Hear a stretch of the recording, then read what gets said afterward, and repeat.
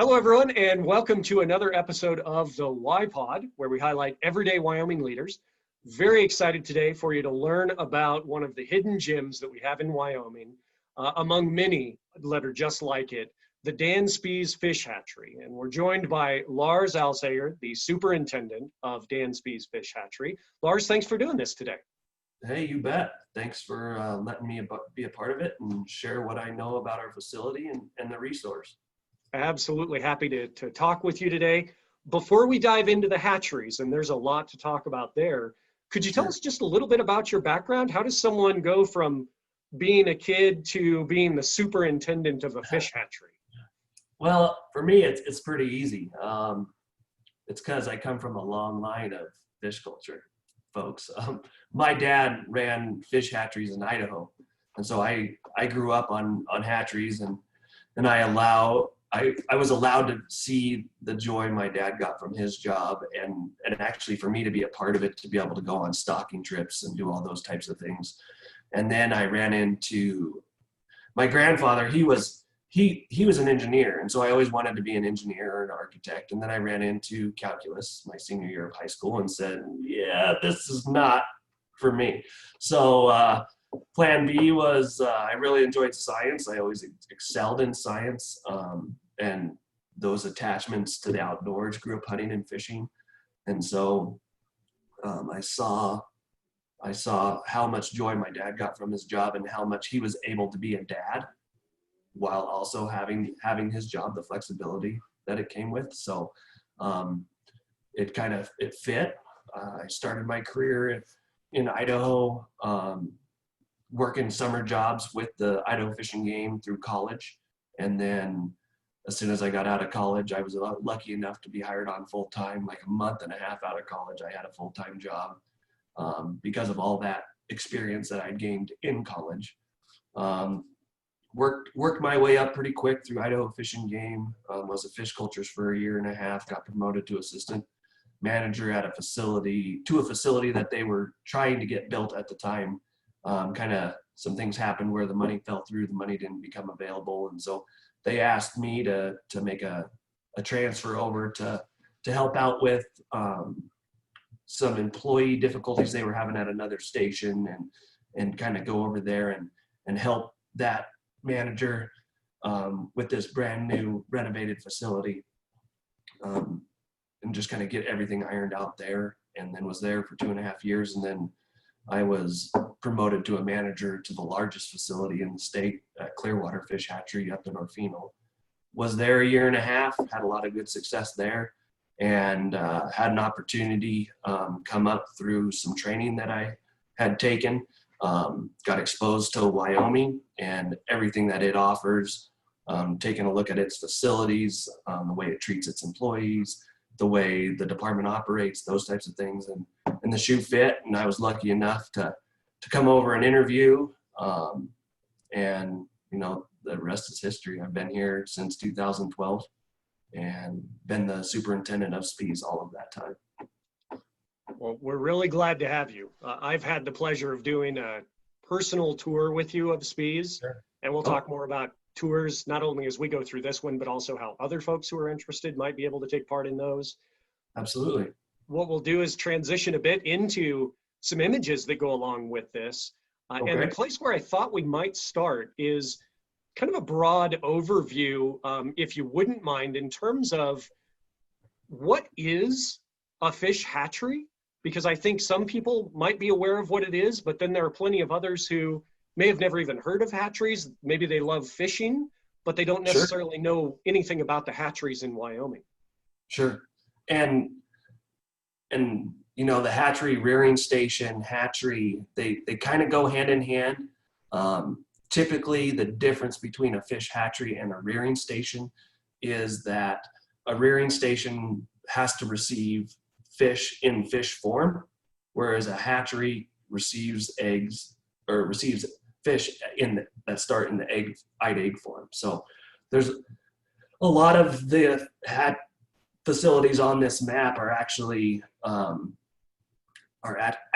true hatcheries now because of renovations and different things that have happened since this map was made. But we as a fish hatchery here at Speas, we receive all of the fish that we're going to raise in the egg stage.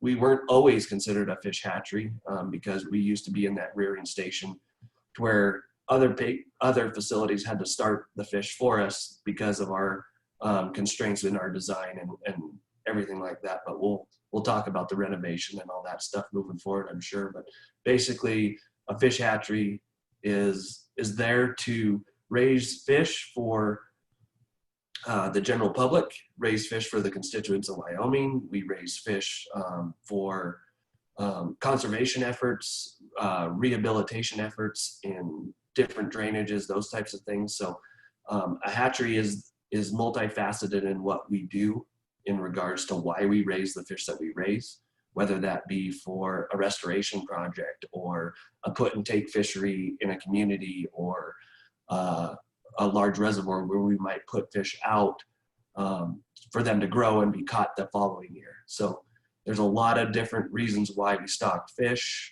where we stock them, and at what size we stock them, for sure. How much impact on the quality of fishing or the quantity of fishing do we have because of our hatchery system?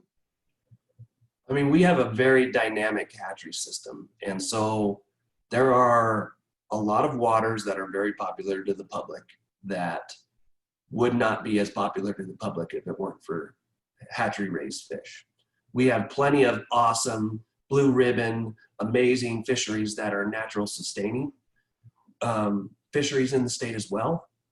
That's one thing about Wyoming is we have those high mountain or not even low grassland desert type tributaries and rivers that have the ability to produce fish naturally. But there's a large portion of these large reservoirs, certain stretches of river, some streams that there wouldn't be fish to fish on if it wasn't for hatcheries. And so we work very closely with our management crews to try to create top-notch fishing opportunities for anyone who comes to Wyoming and for the residents of Wyoming.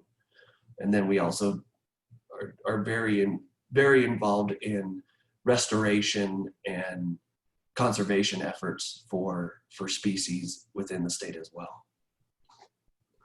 As we go through some of the images that folks are about to see, these are particular to the Speas fish hatchery, which is close to Casper.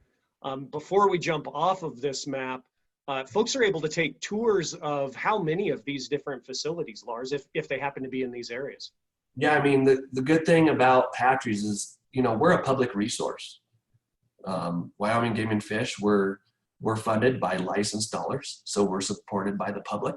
We're not attached to the general fund. And so this is your resource to come out and enjoy. So until COVID hit, obviously, we were typically open 365 days a year. Some stations may have limited visiting hours, like an 8 to 4:30, but most of our facilities are open 8 to 5, open to the public. The public can show up at any point in time and go walk through these facilities. Every one of our facilities have self-guided tour pamphlets, so you get to the parking area or you get to the first building, and here's a wall of different pamphlets on not just information about the hatcheries, but all information, game and fish. And then a lot of us have self-guided tour pamphlets, so it's literally you're following a map through the facility. All of our facilities offer guided tours, or at least prior to COVID we did. We're still not open to the public for a guided tour, but all of our facilities are open to some degree to come and enjoy it currently, and in the future we'll be open back up to the public fully again. So if you're in that neck of the woods, the good thing is we're always seem to be located along a road somewhere, right? And so if you're traveling to go to Yellowstone Park, or you happen to be in Billings and you want to take a different route home, hey, whip into the Clark's Fork Fish Hatchery or the Tillet Rearing Station. You can go up through Ten Sleep Canyon and you can hit 2 hatcheries at one time. one of our most popular hatcheries in the state is Storyfish Hatchery, just outside, kind of nestled in right up against the mountain between Buffalo and Sheridan. And so there's a lot of opportunities for people to whip into our hatcheries just as they move about the state, enjoying time with family. So I greatly encourage people to do it and really gain knowledge of this public resources that is out there, because I work at Speas Hatchery next to one of the largest populations in the state, and it is unbelievable how many people didn't even realize that there's a hatchery outside of town. And it's not only is it a hatchery right outside of town, but it's the largest hatchery that we have in our section. And so there's a lot to come out and look at and see. And I like to think us employees are pretty friendly and can answer questions for the most part too. I can testify to that because I've met a lot of the folks from the different hatcheries are involved in the fish division. And so we will talk about the Dan Speas Fish Hatchery. So this is specifically kind of an inside look at that particular hatchery. It is located just outside of Casper, and I'm sure a lot of people have seen the signs, but I'm not sure how many people have been there. Is there anything you would want to tell people about the facility in general, or should we dive right into kind of walking through it? I would say that it's worth taking that little 3-mile detour off of the main highway to at least come and check it out. Our facility has changed a lot and that's what I get when people come out here is, wow, it's been so long since I've been here. This place has really changed. And I ask people, when was the last time you were here? Oh, I think I came in 3rd grade. And I'm talking to someone who's, in their late 60s, So, I mean, things are always changing. We've got a fishing pond and a fishing access right out here that provides access to a little over half mile of the North Platte River, amazing fishery. We have a fishing pond right here on the same property. And so it's a great place to come and enjoy the resource for sure. Well, starting to walk through this is you in action, by the way, action shot Right. of Lars in motion. Look at that good looking fella. Absolutely. And the amount of fish that is raised just through Speas, I was blown away by the quantity that we're talking about. It seems to me like a significant operation. It is. As the slide says, we do anywhere from 250 to 300,000 pounds of fish a year. What we raise every year is kind of planned out 2 years in advance. And so we try to maximize the efficiency of our facility. And that 250 to 300,000 pounds might equate to 2.1 to 2.5 million fish a year, just depending on what the need is around the state.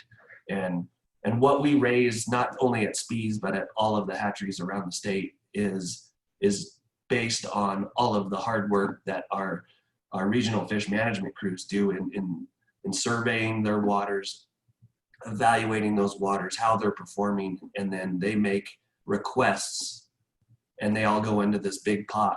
And then us as hatchery superintendents go in 2 years in advance and basically pull all those requests out and try to maximize the efficiency of our facilities and also maximize the quality of the product that we put out through our facilities. So. And you mentioned earlier that for a hatchery, fish arrive in a certain way. What are folks looking at when they see this display? So what they're looking at there is they're basically looking at all of the different stages of development up through fry. A lot of our facilities, I think 7 of our facilities actually house brood stocks at them. And brood stocks is essentially a captive population that produces the eggs for our hatcheries in the state. And so that starts as a female that gets spawned produces an egg, and then obviously the male produces the milk, and that produces a fertilized, or what we call a green egg. And as that green egg continues to develop and cell division happens, they keep developing inside there based on water temperature and a number of other different factors. And then what you get to is you start seeing little black dots appear inside those eggs. And that is what we call an eyed egg. And so that is typically the point in which those eggs start being able to be shipped. They've lost a lot of their fragility. They're actually rather tough at that stage. And so they can be shipped not only in state, but a lot of our facilities ship eyed eggs all over the nation. And then once we receive them, we get them put into our hatching jars or hatching baskets, or however we continue to develop those fish. And each station kind of does it a little bit differently. But the fish, anywhere from 10 to 30 days later, they'll hatch out of their shells, and that's where they become the hatching, which is right there in the middle. And then a sack fry is obviously a fish that still has that yolk sac on its belly, and based on water temperature, they absorb that yolk sac at different rates. And then once they have absorbed their yolk sac, they become what's called a swim up fry, and they're out there actively searching for food to eat. And so prior to that, they don't have a working digestive system. They're still in that sac fry stage. They're still developing all of that important internal organs for them to be able to digest food and continue to move on. And then fry is just, once they've come on feed and they've grown a little bit, they turn into a fry. And then actually it turns into a fingerling after that. Why a fingerling? Because they're about the length of your finger. And then after that, they become what we call a subcatchable, which is in that 5 to 7 inch range. And then we call them a catchable, but that's in that 8 to 9 inch range. So. You looked as though you enjoyed having that conversation much more than you would have talking about calculus. Yes, me and calculus don't exactly get along. So I much prefer the order of operations type of math. Well, and speaking of operations, now folks are seeing a view inside the hatchery building. So those developing fish that we were just looking at, what is this building designed to do? And you basically hit it right on the head. And the term hatchery building kind of says what it's designed to do. It's designed to receive those eyed eggs, hatch them out, get them on feed, and then continue to raise them up to that advanced fry stage. So our hatchery building has 28 tanks in it. You can kind of see all the different brooms and brush heads and all the different equipment that goes with it. And that's part of our biosecurity measures that we have. Basically keeps us from transmitting one disease that one tank may have to another one. So everything gets disinfected in between. But this is where all of the fish start out. And if you don't start fish out in a very good environment, they're going to struggle in their development all the way through. And so this is our opportunity to really get these fish out on the right, or started on the right foot. And when you look into one of the tanks, you see just a chaos of fish inside of this. Yeah. Roughly how many fish will be inside of any given tank?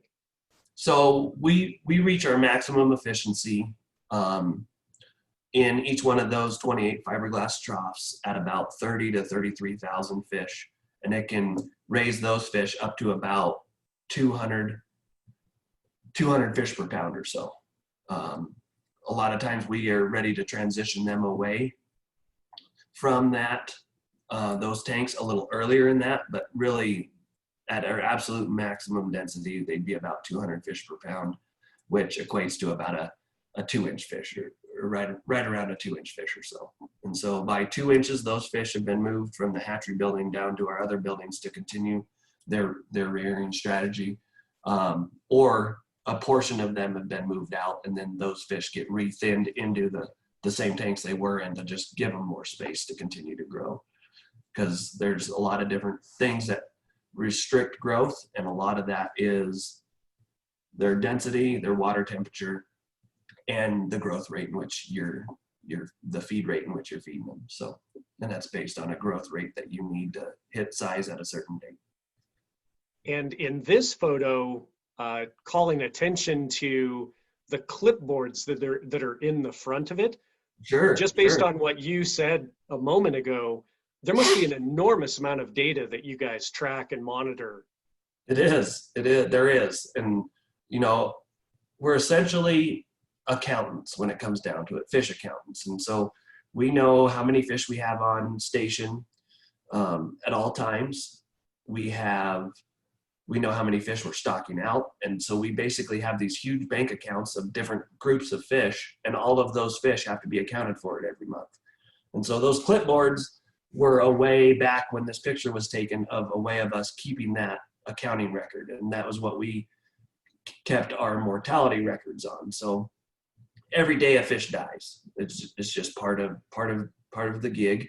And when we clean these tanks every single day and remove the mortalities, we write down that mortality on those clipboards. We've advanced a little bit since this picture's taken. Now we're doing things digitally and more real time and it's saved us a lot of time and effort than collecting papers, adding them up, transitioning them to other papers. So now we're using QR codes that communicate real time to our feed sheets, and then it adjusts our feed rates accordingly, essentially in a real time fashion. So over time and with increased technology, things have advanced and we've become more efficient, which makes us able to get a lot more accomplished.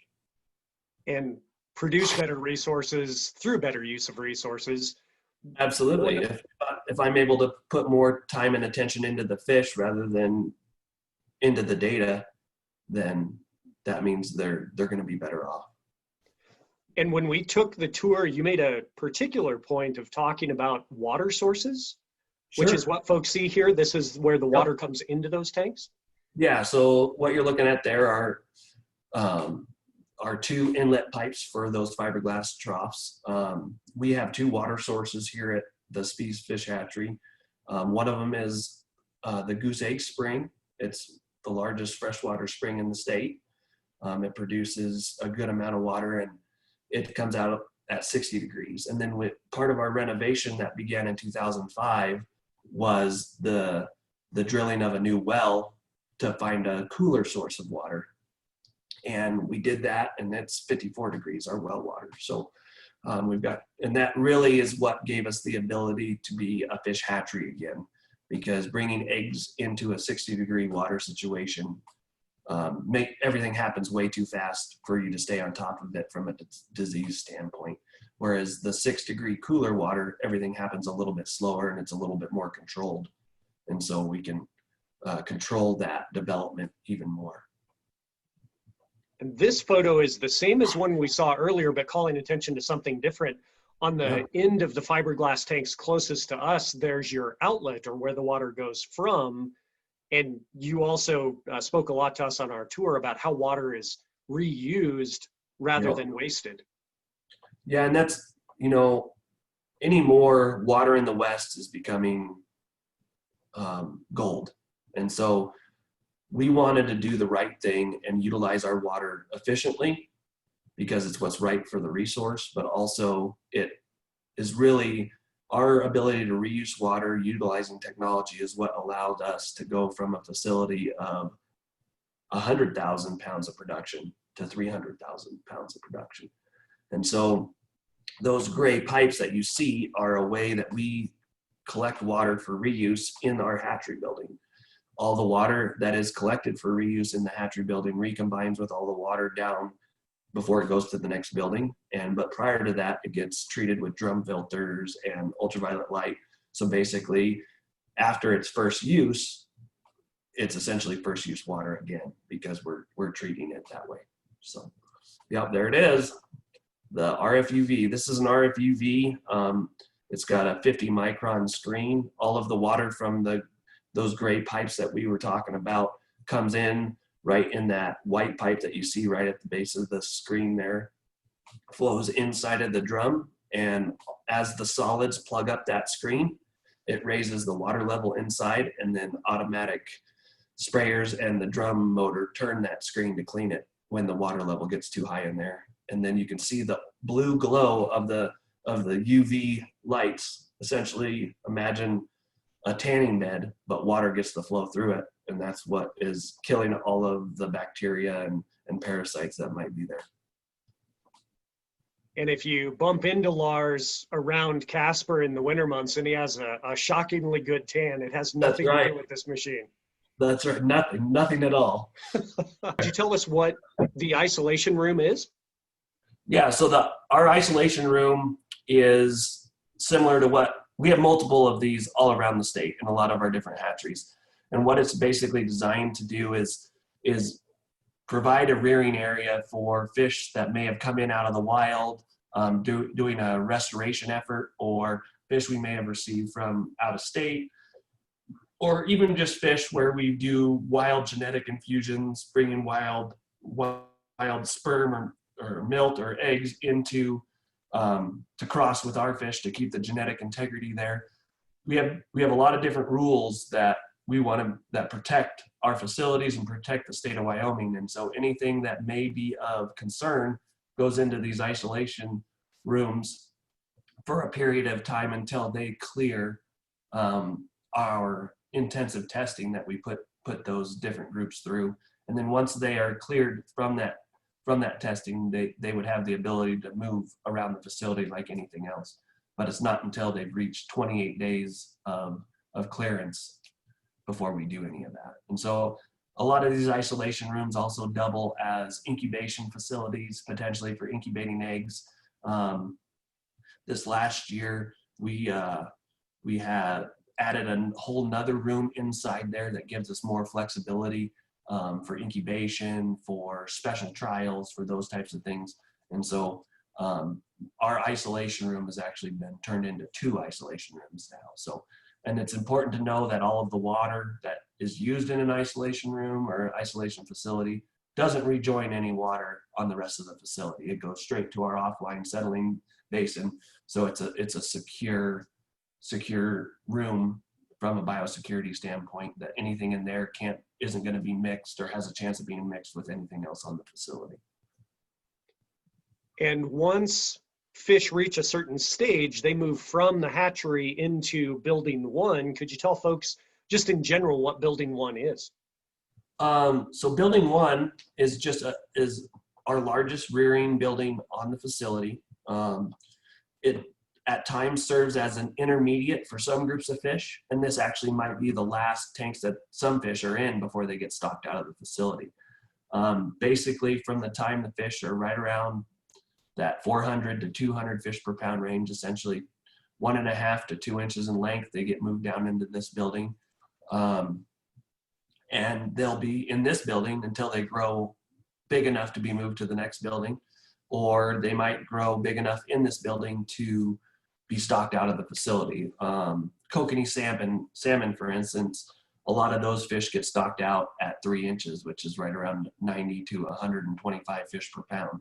So those fish would come into this building and then they would never leave this building. Our fall rainbow trout, our Eagle Lake rainbows, some of our cutthroat, they're designed to be reared up to 9 inches because they're going into waters where there's large predators, and the bigger the fish is, the better it is at avoiding predation. And so they'll come into this, grow up to be about 5 inches in length before they get moved to the next building down below. So it kind of serves as an intermediate building, but it also serves as a place where fish can come develop. It basically provides them enough space to get to the size that they need to get to before they get stocked out of the facility.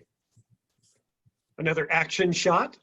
That's right, throwing some feed. The best part of my job right there is you get to make 40 to 50,000 fish happy with 1 scoop of food. It's pretty impressive. And folks won't notice this because it's a still image instead of a video, but the water just churns when you throw the feed in there. Yeah, it they froth it up pretty well. Looking at the way those fish are behaving, that's probably a tank of either fall rainbow or Eagle Lake rainbow trout being fed a portion of their ration.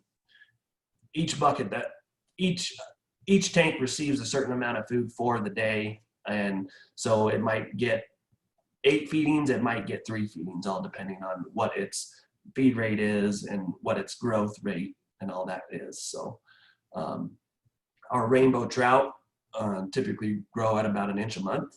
Some of our cutthroat species are more of that 3/4 of an inch a month. Sometimes our brooks and our browns, depending on time of year, day phase and all that, they'll be, closer to that, a little bit more than 1/2 an inch a month. So all different species grow at different rates. They behave differently. They're different to raise. So the 10 different species of fish that we raise here present a number of different challenges based on the species. So pretty neat. And again, back to this idea of science that's involved here. Right. What you're looking at there is our ability to curtail oxygen to the tank in that building. Buildings 1, 2, and 3 each have the ability for us to basically provide the oxygen necessary for that specific tank. It's called our oxygen supplementation system. We're able to use that to bring oxygen within optimum ranges for those fish to grow effectively. And so that was an endeavor we tackled 4 or 5 years ago to get all of that up to speed, and it's come in handy a lot of different times for sure. And there's a piece of technology here that you were demonstrating on the tour. Yeah, so what I'm doing here is I'm about ready to walk people through the cleaning of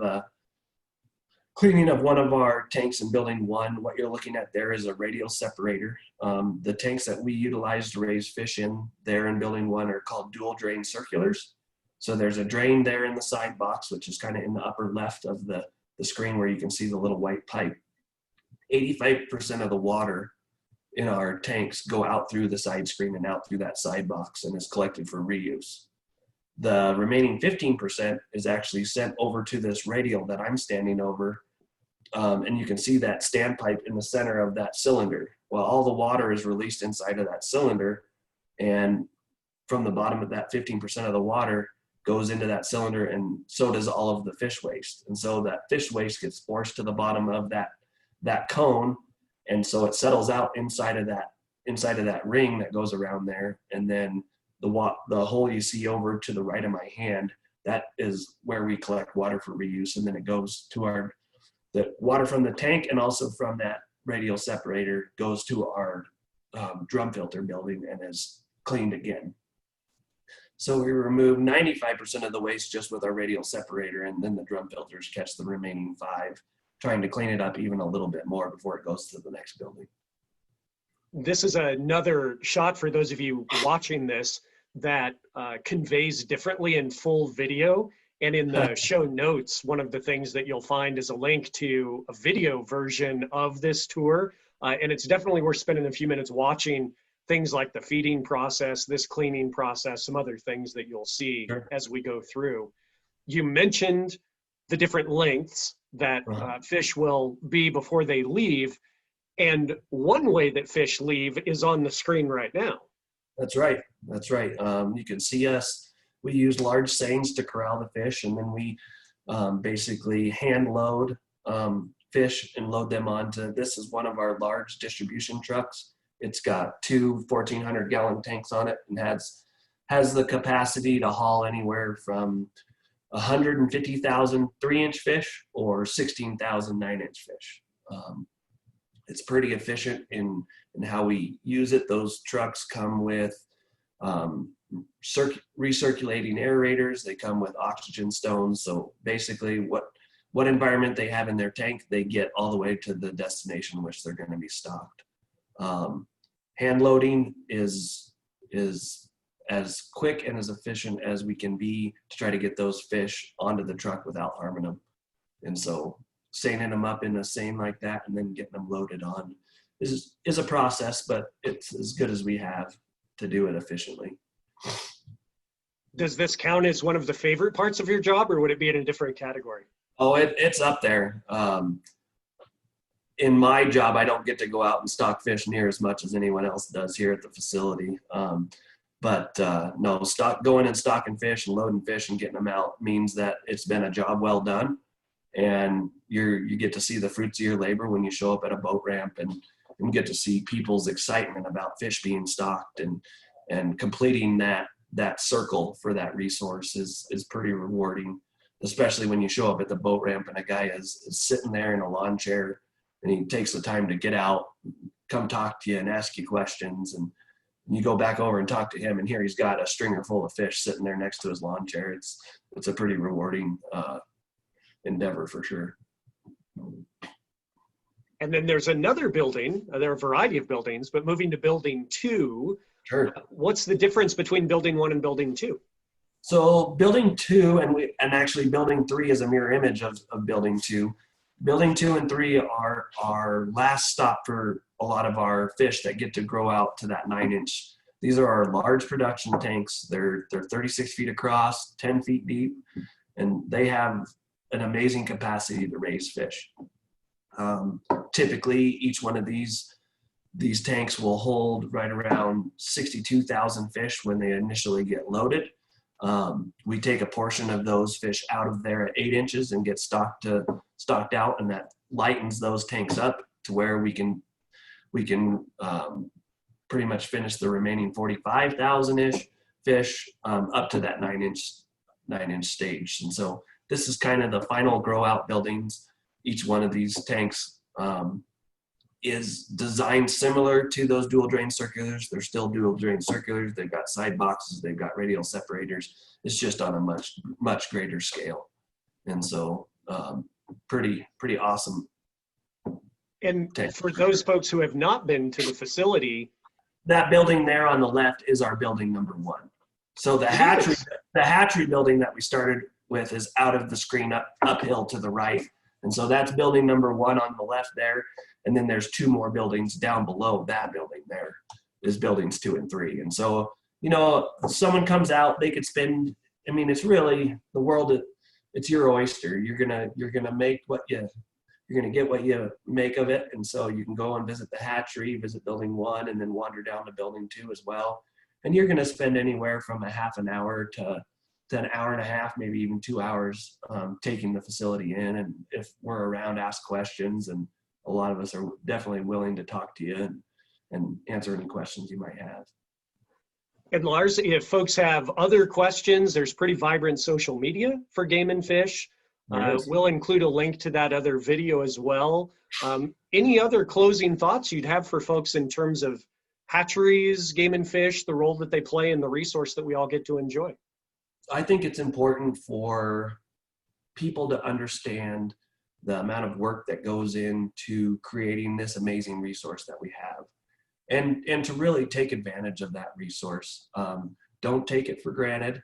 There's a lot of other states and a lot of in our great nation that don't have the facilities that we have, and we have a luxury of right now is the good old days. Everyone talks about the good old days of the good old days of hunting. Well, the good old days of fishing are literally right now. All of our facilities are cranking fish out and producing a high quality product, and we're all at, I wouldn't say max production, but we're at a very high level of production to where we are meeting all of the needs of our regional fish managers. We're hitting all of our sizes. We're getting fish out on time. And so now if you want to know what it's like to fish in the good old days, now's the time to do it.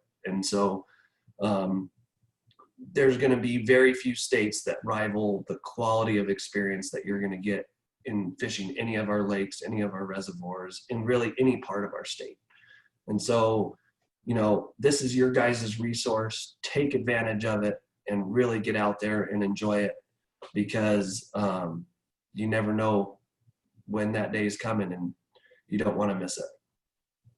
Thanks for everything you and your team do so all of us can enjoy this resource, Lars, and thanks for doing this today.